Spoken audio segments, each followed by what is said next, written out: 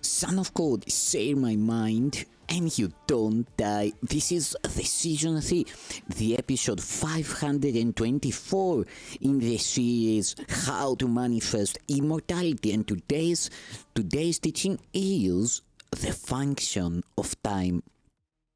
And now the reason why you are afraid of this course should be apparent, for this is a course on love because it is about you.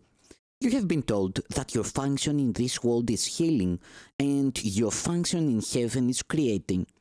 The ego teaches that your function on earth is distraction and you have no function at all in heaven. It would thus destroy you here and bury you here, leaving you no inheritance except the dust out of which it thinks you were made. As long as it is reasonably satisfied with you, as its reasoning goes, it offers you oblivion. When it becomes overtly savage, it offers you hell.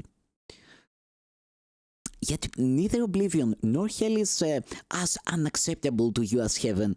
Your definition of heaven is hell and oblivion, and the real heaven is the greatest threat you think you could experience. For hell and oblivion are ideas that you made up, and you are bent on demonstrating their reality to establish yours. If their reality is questioned, you believe that yours is. For you believe that attack is your reality and that your distraction is the final proof that you were right. Under the circumstances, would it not be more desirable to have been wrong, even apart from the fact that you were wrong? While it could perhaps be argued that death suggests there was life, no one would claim that it proves there is life.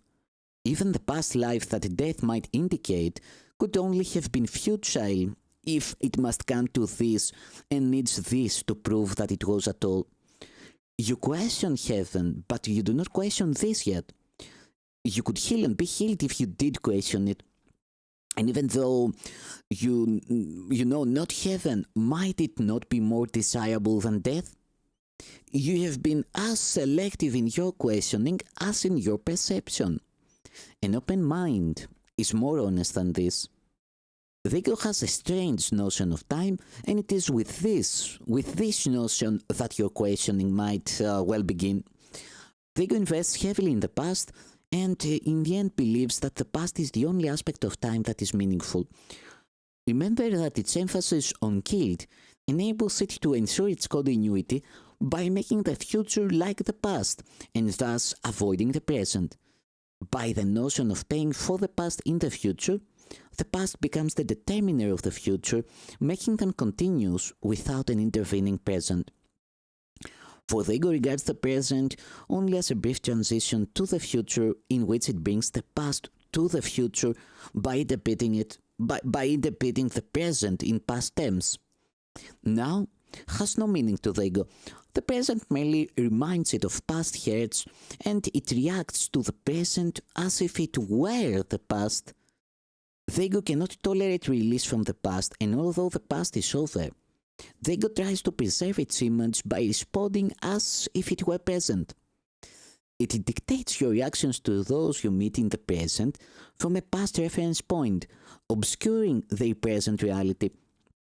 In effect, if you follow the ego's dictates, you will react to your brother as though he were someone else, and this will surely prevent you from recognizing him as he is, and you will receive messages from him out of your own past, because by making it real in the present, you are forbidding yourself to let it go. You thus deny yourself the message of release that every brother offers you now. The shadowy figures from the past are precisely what you must escape.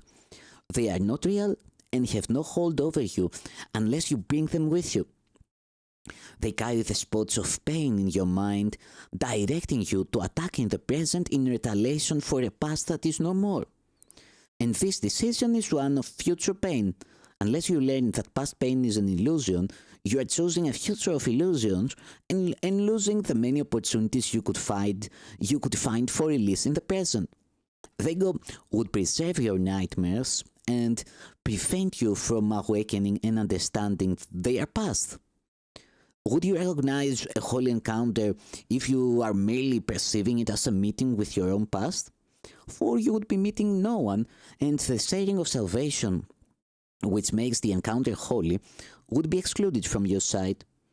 The Holy Spirit teaches that you always meet yourself, and the encounter is holy because you are. The ego teaches that you always encounter your past because your dreams were and because your dreams were not holy. The future cannot be, and the present is without meaning. It is evident that the Holy Spirit's perception of time is the exact opposite of the ego's. The reason is equally clear, for they perceive the goal of time as diametrically opposed. The Holy Spirit interprets time's purpose as rendering the need for time unnecessary. He regards the function of time as temporary, serving only his teaching function, which is temporary by definition. His emphasis is therefore on the only aspect of time that can extend to the infinite, for now is the closest approximation of eternity that this world offers. It is in the reality of now, without past or future, that the beginning of the appreciation of eternity lies. For only now is here, and only now presents the opportunities for the holy encounters in which salvation can be found. The ego, on the other hand, regards the function of time as one of extending itself in place of eternity, for like the Holy Spirit, the ego interprets the goal of time as its own. The continuity of past and future under its direction is the only purpose the ego perceives in time, and it closes over the present so that no gap in its own continuity can occur. Its continuity, then, would keep you in time, while the Holy Spirit would release you from it. It is this interpretation of the means of salvation that you must learn to accept if you would say His goal of salvation for you. You too will interpret the function of time as you interpret yours. If you accept your function in the world of time as one of healing, you will emphasize only the aspect of time in which healing can occur. Healing cannot be accomplished in the past. It must be accomplished in the present to release the future. This interpretation ties the future to the present and extends the present rather than the past. But if you interpret your function as distraction, you will lose sight of the present and hold on to the past to ensure a destructive future. And time will be as you interpret it, for of itself it is nothing.